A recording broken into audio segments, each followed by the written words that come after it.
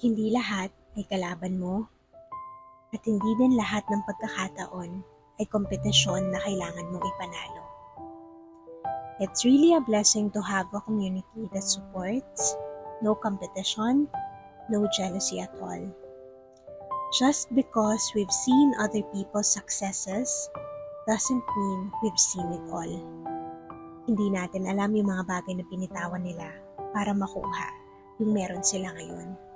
Hindi rin natin alam yung mga bagay na pinagdaanan nila bago nila mapuntahan yung kinalalagyan nila ngayon. At hindi rin natin alam yung mga bagay na iniyakan nila bago nila marating yung tagumpay. There will always be peace in our hearts when we choose to celebrate other people's success story and accomplishments.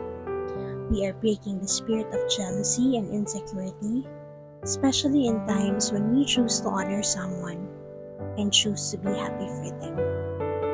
Hindi lahat ng bagay ay patungkol sa iyo. At hindi rin sa lahat ng pagkakataon, ikaw lang ang isi-celebrate. Instead of saying ang yabang naman nito, can we all try to say, I am rooting for you?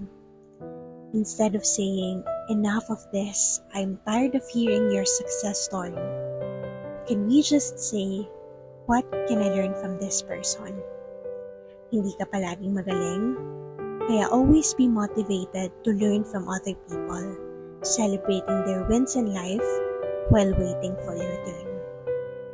With love and prayers, Noel.